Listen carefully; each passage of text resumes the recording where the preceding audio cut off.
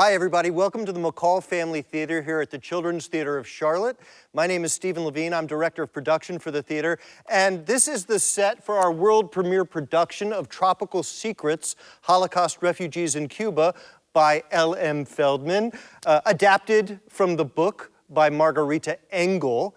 And we've assembled a group of people who contributed to the show or who are members of the Jewish community here in the Charlotte area to discuss some of the ideas, themes, genesis of the piece. Let me introduce them real quick. Starting on the end is Raphael Torn, who is the composer and musician for the show. David Winitsky directed the show. He's also the founder of the Jewish Plays Project. The aforementioned LM Feldman, who is the playwright and adapter. To my right is Susan Cherin, Director of Cultural Arts for the Levine Jewish Community Center here in Charlotte. And Panita Polsky, who's a 7th grader. You want to give a shout out to your school? Randolph Ivy Middle School. Go Raiders, right? Yeah. I got that? Go Raiders. Panita, who's a 7th grader here in Charlotte. Let's start off just by talking about the genesis of this piece. I know that David and Susan, you were both involved from the very beginning with phone calls from our artistic director, Adam Burke. What is your memory of that initial conversation, David? My memory is that I was in the Camden Aquarium when Adam called me, and it was a few days after a couple events here in Charlotte and elsewhere, one being the Tree of Life shooting, and the other being an event that happened here in an educational setting that pointed out to Adam that there was an issue around Holocaust education in Charlotte. And I think over the course of the 2 years that we've been working on the project, I think we've seen that that really is true. But the genesis was, the genesis of the idea was, we're concerned about this, we're wondering what we can do to help, and would you be interested in being part of it? And I was thrilled to jump on board and to take this journey to address some of these questions. And just to clarify, when we say Tree of Life shootings, we're referring to the shootings at the synagogue in Pittsburgh, Yes. Pennsylvania, from a couple of years ago. And then Susan, you were involved initially through some conversations you were having as part of the JCC. So I got involved in a couple of different ways at the same time. The Jewish community was involved in sort of a team effort based on the situation that David had mentioned, which was in an educational setting, there was an anti-Semitic situation that happened, and the people involved with that at NCTC had called me and said, we want to respond to this and we need some guidance. So basically all of the Jewish organizations in Charlotte kind of got around the table and started to formulate a plan to support each other and also to support the families, specifically the kids who were in the audience and the families who had expressed concern. There were a lot of things that happened, but at the same time, Adam Burke reached out to me and he said, you know, what do you think we can do? And maybe the next Kindness Project piece, we have the opportunity to speak to the Holocaust specifically and use that as a springboard for conversation. And I love that segue because you mentioned the Kindness Project, which is an initiative here at the Children's Theater in which we are commissioning new theatrical productions that embrace kindness as a theme. And there's a line you've written in the show, Elle, where Paloma says, "The world runs on kindness," and then her father, El Gordo, laughs at that idea. Knowing that this was the 4th piece in the Kindness Project, how did that inform your approach or your writing of the piece? Yeah, I mean, I don't know that I can speak to it being specifically the 4th. Right, of course not. Sure. But yeah, I mean, I know that it really shaped our talks from the very beginning. We were having a lot of conversations about what book we wanted to adapt, and the first one we found was Gifts from the Enemy, which highlights an act of kindness by an adult that saves the life of a child. And we were reading other books, and when we found this one, I think there are multiple reasons that we were drawn to this one, but one of them had to do with the fact that the children are generating the kindness. I remember also Adam making the point really early on about how empathy and compassion are great, but they don't necessarily involve action. but kindness does, and that you can't feel kind, you have to sort of do kind. So finding a story where kindness was in some way like the motor of the play felt important. And do you think that Paloma's sense that the world runs on kindness, is that naive idealism coming out of the mouth of a young girl, or do we really believe, in essence, that the world runs on kindness? I mean, I guess I might say that the world crashes on anything else, like, yeah, I think it would run a lot better if kindness were more a shared value and a shared practice. It's so interesting to focus a piece on kindness that takes place in a world of turmoil and trauma, and to make kindness sort of the central theme of that. Is that something you discussed in rehearsal, David? Well, we certainly did, and I think, the journey to this book was this particular story was very interesting, and we looked at a lot of stories that were, I would say, in some ways more traditional Holocaust stories, and they were very affecting in a lot of ways, as these stories always are. But what was so interesting about this story was that, first of all, it's just a byway of history, a true part of history that many refugees did go through Cuba. Cuba accepted 65,000 refugees, which is the same number as the US did during that time period.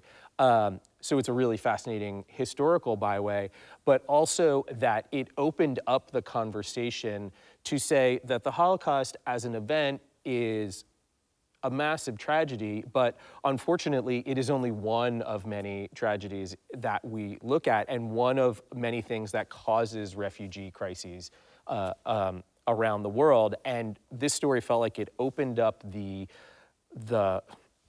opened up discussion around it to be not just about the Jewish story, not just about the Holocaust story, but about what happens when people are forced to flee from terrible situations, and what kindnesses do they need, and what kindnesses do they do when that happens. And I think Elle did a really beautiful job of finding all of those places in the story where people respond to others in crisis.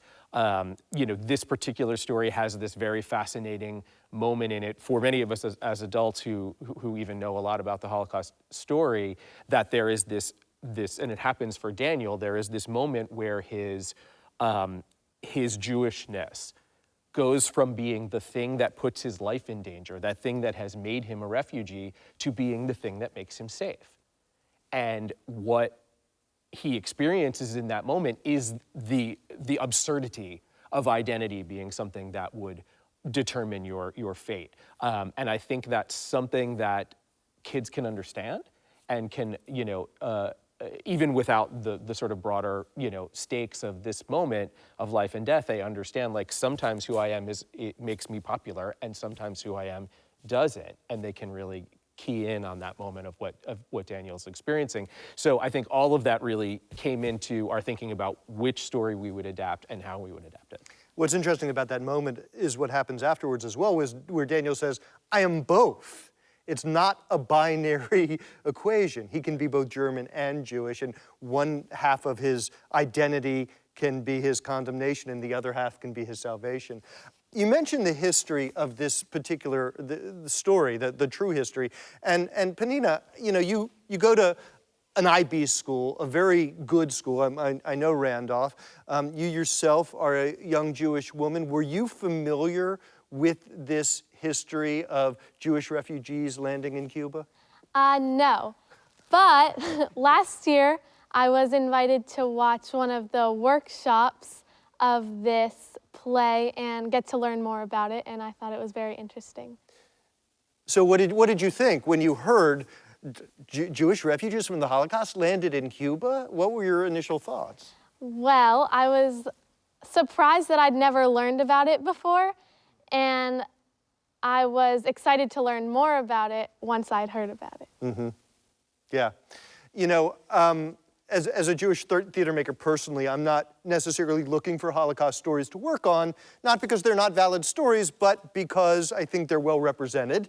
and because there's more to the Jewish identity than being victim of pogroms. And I know at the Jewish Plays Project you have a similar approach.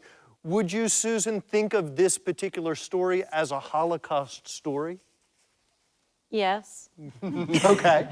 I mean, having been part of some of the initial conversations about looking for a piece, we sat, the team came to the Jewish Community Center actually to participate in the Butterfly Project, which is an amazing program that we have. We probably see about 5,000 5th through 8th graders, and we use, similar to the Kindness Project, well, similar to this play, we use the Holocaust just as a springboard for conversation. And so we sat together and looked at a lot of different stories that came from all over. And I know that one of the reasons why we loved this piece was because it was not the same old story that many Ashkenazic Jews, myself being one, are familiar with, like what you said. It's also a little ironic because we have 2 survivors that speak, not during COVID, but on a weekly basis to our middle schoolers. One of them is Suli Chenkin, and she actually did go to Cuba. So for us and the Butterfly Project, that is a more familiar story than probably to most people, but it's not a common one, and I think that is one of the most beautiful parts of the choosing of that story, because as David said, it expands on the topic so beautifully and includes another culture, getting to know another culture, 2 cultures coming together. So I think it was an amazing choice. And I think 2 cultures coming together sort of leads us down to Raphael.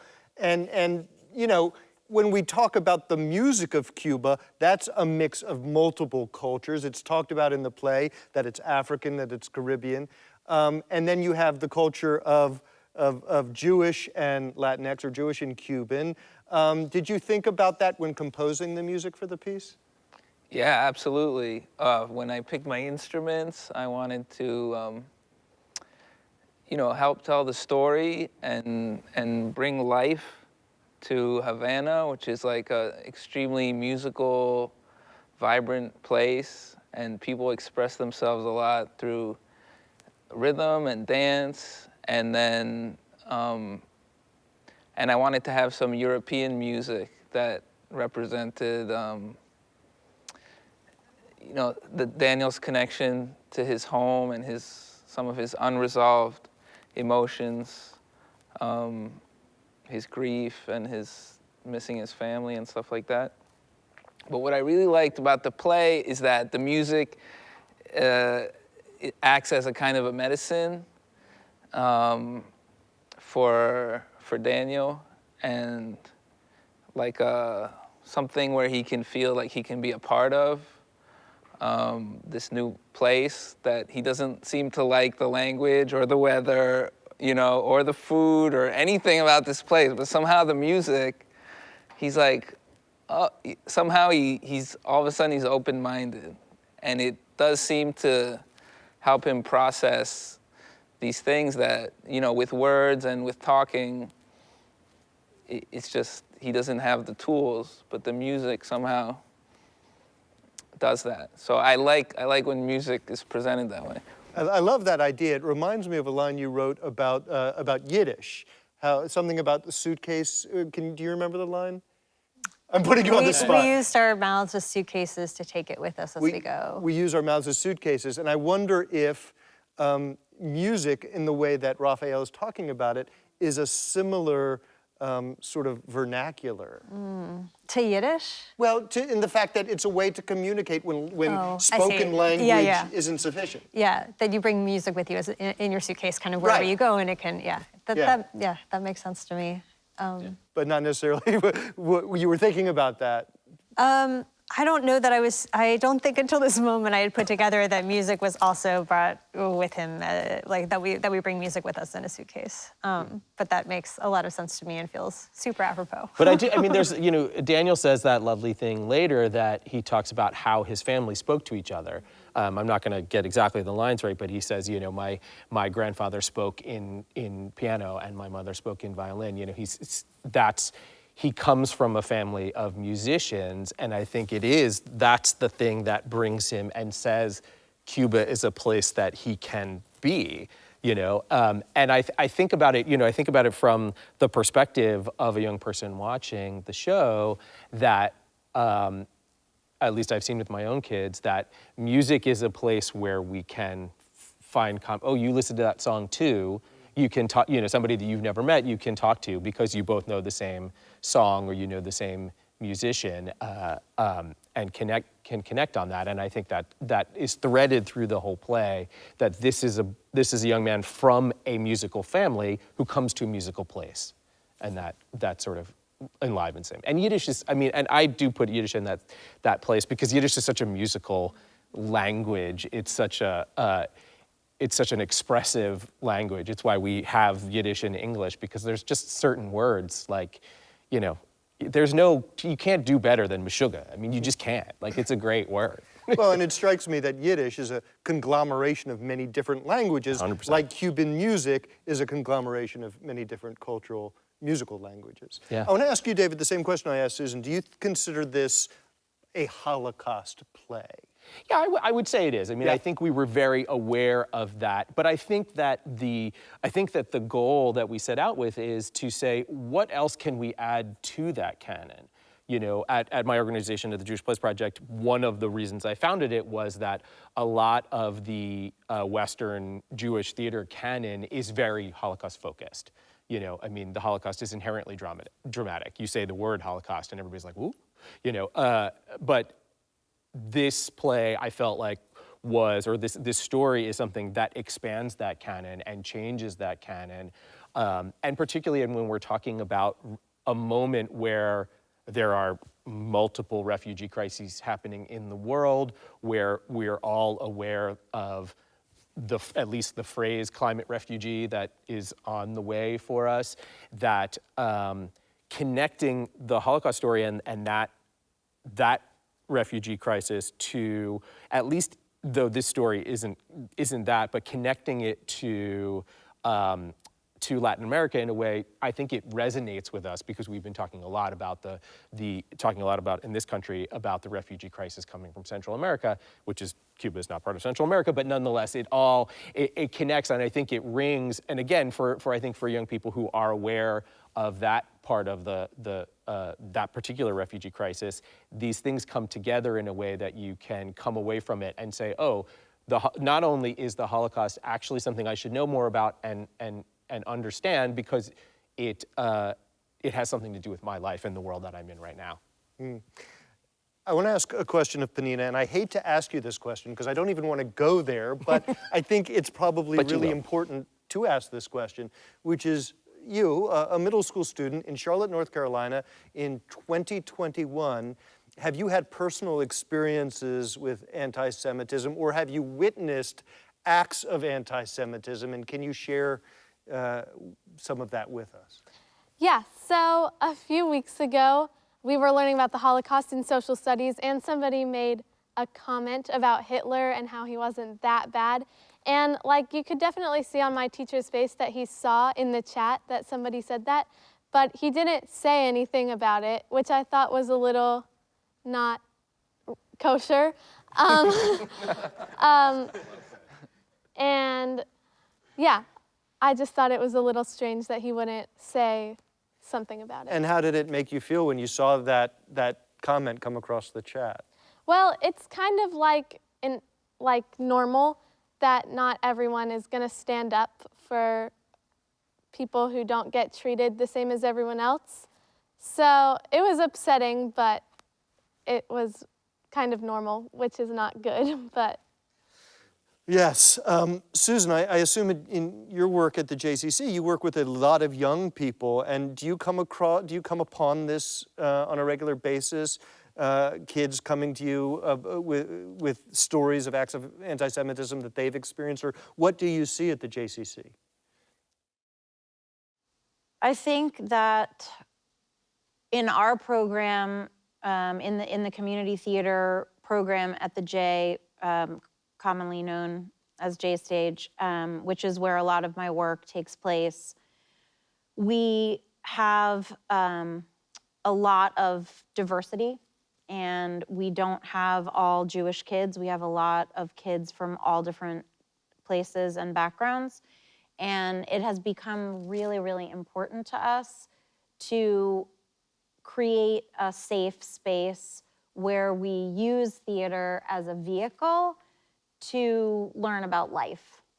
And that's a powerful tool. Obviously, that's kind of why we're all here, to use art as a way to effect change. I mean, that's what the Kindness Project is doing. That's what the Butterfly Project is trying to do in our own little corner of the world at the J. You know, we strive to be a place of welcome for all. That's kind of what we're trying to do. But just in COVID, I have 7 middle schoolers going to virtual school. One of them happens to be Penina, in my office. And the amount of conversation that we have been able to have about difference and discrimination and acceptance and conflict and disagreeing. And the phrase we use at the J is being an upstander. I mean, that's the phrase that the Butterfly Project teaches,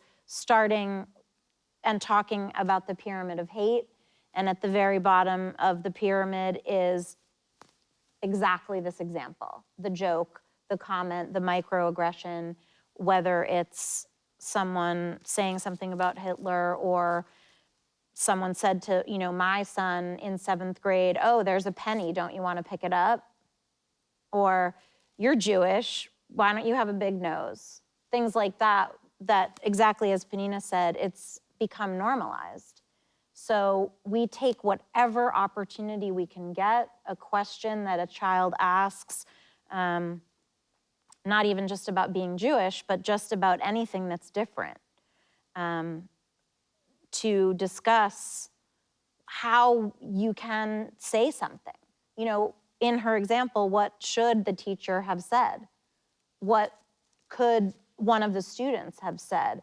And that, to me, is why, you know, we're all doing the work that we're doing, to change that moment in a classroom like that, where someone says, hold on a minute, you know, if it's not the teacher, who can it be? Can it be the student? And, you know, Penina and I talked about it because she knew you were gonna ask that question. And she said, what example can I say? And she told me that story, and I said, the important part of that story is what could have happened after, you know? So let me ask you, Penina, if that happened again, would you feel comfortable saying something, or do you feel like that's not your place? You're a 7th grader, you're a student. What do you think you would do differently, if anything, if that happens again? I think if it would happen again, I would say something just to stand up for myself and my people, just to make it unnormalized, that those jokes don't happen anymore. And when you stand up for yourself, you never know who else you're standing up for in that same moment, right? Yeah.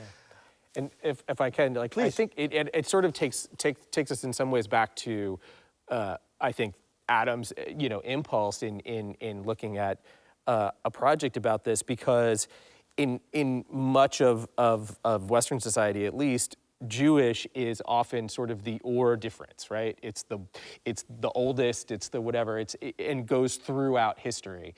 And we are lucky enough to live in a time where that difference still exists, but it doesn't often come, and people may disagree with me on this, but my contention, my personal contention, nobody, not implying the JCC or Children's Theater here, but is that in the United States, Jews are not an oppressed minority. We are definitely a minority, and there certainly is discrimination, but we are not oppressed. We have agency, we have power, we have access, we have freedom. However, anti-Semitism is so often the canary in the coal mine. If there is anti-Semitism, there will be racism. If there is anti-Semitism, there will be hatred of a ton of kinds. So in the example that Penina is giving, that it's not so much that that joke that one of your classmates made was dangerous to you personally, but the opportunity to say, hey, that's not okay isn't just because it's not okay for me, it's because that joke will lead to another joke which grows and grows and grows. And it is why that pyramid of hate is really part of it. You know, you need to start talking about it at that early stage. And I do think that anti-Semitism often finds that place. I mean, the Tree of Life was one of the inciting incidents here, and that is a horrific, horrific tragedy. But it's also, when we look at the world we've been in the last 4 or 5 years in this country, it was a spark. It was a moment that set off a whole series of other things. And that's where we have to really be aware how quickly that train can get out of control and how quickly those little things can turn into a huge problem. And it's why these kind of projects, particularly with young people, really matter, because that's where you make the difference. Adults, you may or may not be able to help them see those things, but I think kids really can. You know, in the Jewish community, we're very fond of saying never again. And I think some people interpret that as never again will we allow something like the Holocaust to be perpetrated against our people. But I think there are also many of us in the community who throw that never again wide open and say, never again will we allow oppression to any people, because we've seen what it has wrought on our people. And yet, you know, families separated at the border in our country, like, children still not reunited with their parents, like families we can't piece back together, like trauma you can't take back, danger, like, So my hope too, in specifically when we were choosing this book, was that we were really hoping that this book would help young audiences connect the dots between something that happened before and something that's happening right now and something that happened over there and something that's happening right here. And who are the people right now who need help? Who are the people right now who are being separated? Who are the people right now who are in danger? What are the issues around immigration? How do we relate to the border? Like all of these things I'm hoping are, I don't know, questions with heart that I hope the young audiences come away asking, holding on to, chewing on, and connecting with. Well, we have a young audience member here, and this is your chance, Panina, to speak for the entirety of adolescence, right? So Elle talks about she hopes young people connect the dots, because it's really, I mean, we're done. It's really young people who are going to fight the good fight. So what are those dots, and where did you connect them? What are your takeaways from this piece, and what are young people who watch this? What message do you want them to get that you may have also gotten? Okay, that's a tricky one. I think it's important to remember that no matter like who you are or what you've come from, that everyone should be treated the same, and that everyone has the same kind of like heart at their core, and they all want the same thing, which is peace. Yeah. Yeah, I hope you're right. I hope that is what everybody wants at their core. Raphael. Yeah, well, I really loved about this play how relevant and urgent it felt. Like when El Gordo says, close the border, and, you know, oh, we can't let these people in based on their religion, and then you turn on the news, and there's like a Muslim ban, or people talking about building a wall. I think it connects to what you said, like, is the never again just like, don't be mean to us, or is it also like,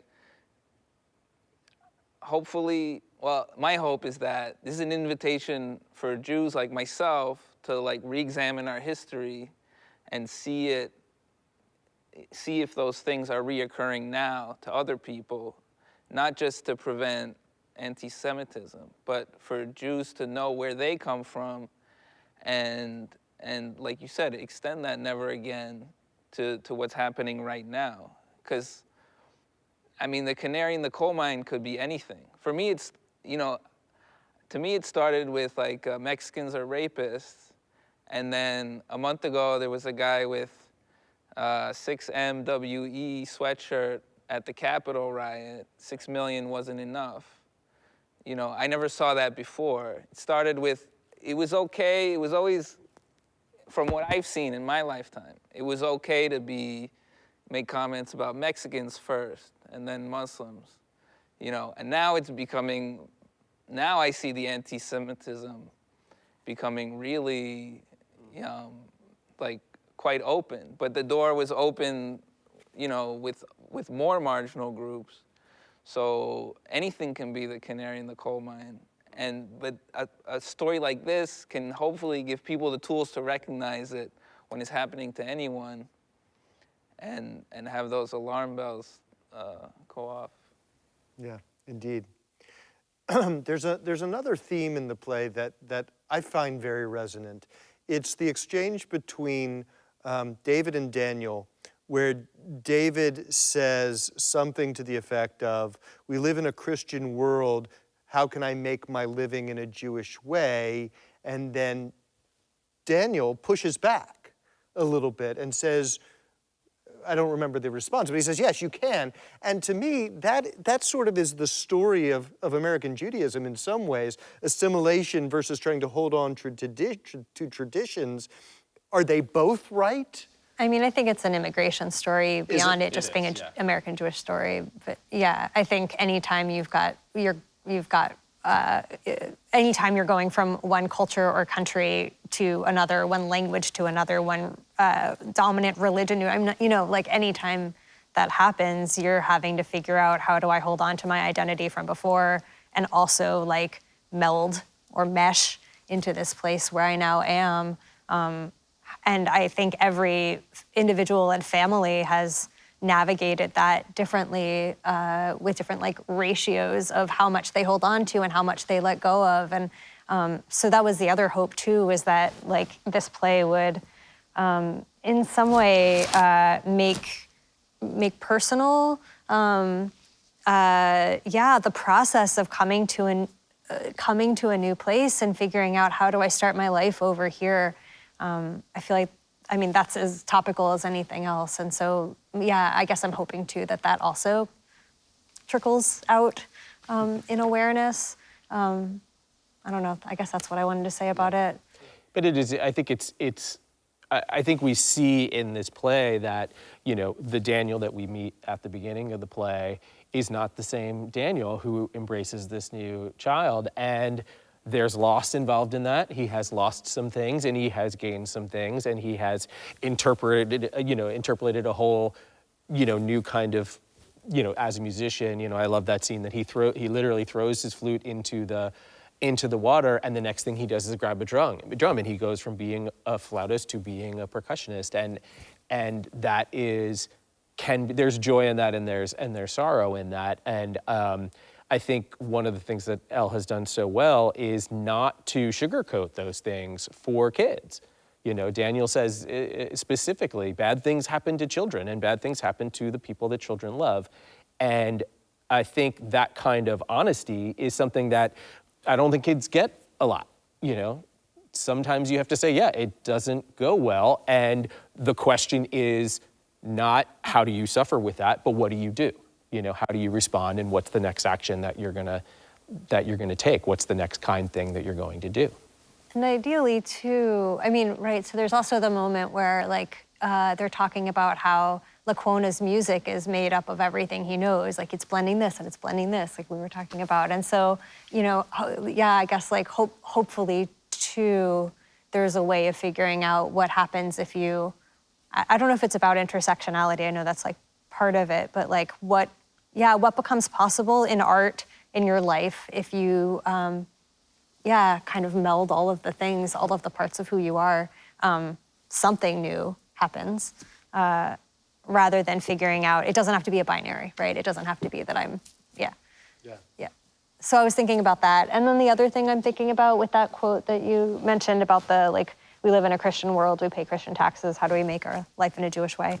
I think ideally the takeaway from that for folks isn't like, oh, I should really think about this necessarily, about what it would be like to be Jewish in this country, but like who's marginalized, whose culture is marginalized in any given context, and how to start to become attuned to that and make space for it. How do you, and become sensitive to it? I think that awareness is maybe the first step before the kindness can come. All right, my friends. Well, I certainly appreciate the lively conversation. Raphael, David, Elle, Susan, and Panina, thank you for joining us here at the Children's Theater of Charlotte to discuss all these ideas around tropical secrets, Holocaust refugees in Cuba. And thank you all for watching.